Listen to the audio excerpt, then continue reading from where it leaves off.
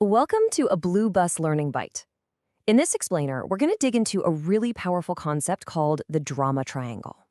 It's a framework that, honestly, once you see it, it helps make sense of so much of that frustrating conflict you find, at work, at home, pretty much anytime people get together. So think about it for a second. Have you ever felt stuck in the same frustrating, repeating cycle?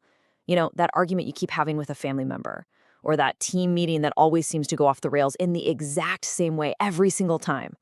It's that feeling of being trapped in this loop that you just can't seem to break. It's exhausting, right? It feels like you're reading from a script you never even agreed to. Well, it turns out there is a script. And today we're going to pull back the curtain and show you exactly what it is. We're going to look at a framework that helps you diagnose these patterns. And I'm just going to give you a fair warning. Once you understand this, you are going to start seeing it absolutely everywhere. You can't unsee it. So, what is it? It's called the drama triangle. It was developed way back in the 60s by a psychologist named Stephen Karpman. And it brilliantly maps out these unhealthy dynamics by identifying 3 predictable, interlocking roles that are always at the heart of any dramatic conflict. Now, learning to spot the drama triangle when it's happening, it's like unlocking a new superpower. Seriously, it gives you this incredible X-ray vision to see the hidden stuff playing out right in front of you. But, here's the tricky part. It also forces you to see your own role in the drama. Because, spoiler alert, we all play these roles from time to time. So, who are the actors in this little play? Well, the drama triangle says there are 3 distinct roles, and I guarantee you're going to recognize them pretty much instantly. Let's meet the cast. Okay, first up, we have the Persecutor. This is your classic villain, right? The finger pointer, the critic, the one who's just making life difficult. It's easy to picture a person, maybe a demanding boss. But what's really interesting is that a persecutor doesn't have to be a person. It could be a situation, like a crazy deadline, or even a thing, like that frustrating new IT system that's driving everyone nuts. Next, we have the victim.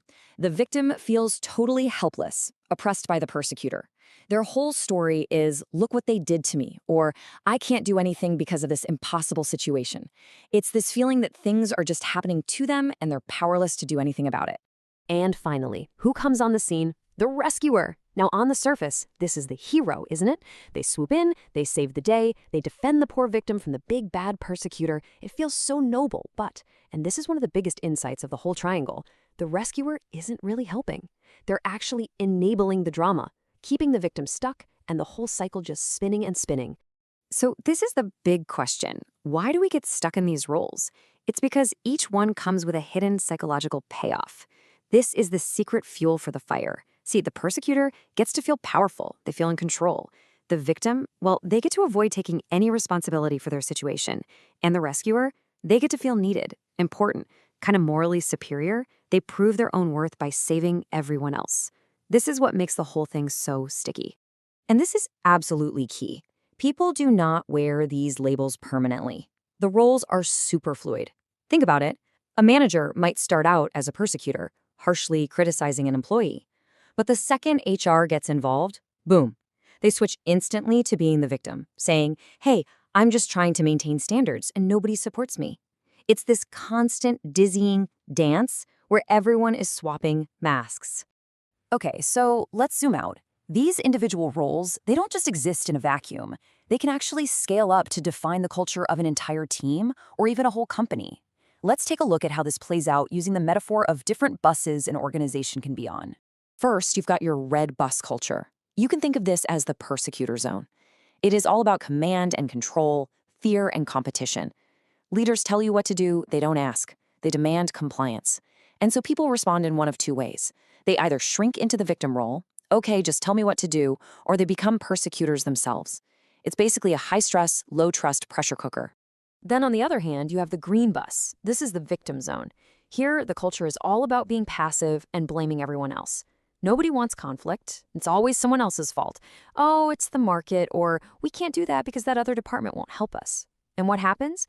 A few heroic rescuers end up doing all the real work, which just lets everyone else stay comfortably in their victim role, complaining but never actually changing. And let's be crystal clear about the damage here. When leaders play the persecutor or the rescuer, they completely crush initiative in their teams. Yeah, they might make themselves seem indispensable, but they are stifling their team's ability to actually grow and solve problems. And when leaders play the victim, they're sending a loud and clear message that being passive is okay. The best you can hope for is just to survive, which is not exactly a recipe for success, is it?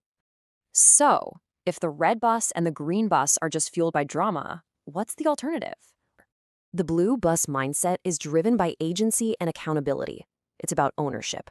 Look, it is not about being perfect and never having drama. That's just not realistic. It's about developing the self-awareness to recognize when a drama is starting up, to feel that little pull to jump into one of those three roles, and to consciously choose to do something different. So how do you actually do it? How do you break the cycle in the moment? It really comes down to two simple steps. First is self-awareness. You have to see the triangle for what it is and be honest about the role you're being tempted to play. And second, self-control. This is that conscious choice to just stop, to not take the bait, to step away from your role. There's a really powerful question you can ask yourself when you feel that drama starting to bubble up, and it's this one right here. What's my 50%? In other words, what's my contribution to this situation? What part am I playing here, and what is actually within my control to change? It completely shifts the focus from blame to genuine accountability. Ultimately, escaping the drama triangle isn't just about avoiding conflict. It is about replacing that conflict with something way more powerful. You see, blue bus cultures don't just stop the drama. They consciously and deliberately flip the script from these dysfunctional roles to empowering ones. And that leads to a pretty powerful question, doesn't it? If the persecutor, the victim, and the rescuer are the script for drama, what are the rules for a script that's based on empowerment? There is a flip side to this triangle, and we'll be exploring that in a future explainer. But until then, maybe ask yourself, which role are you playing today?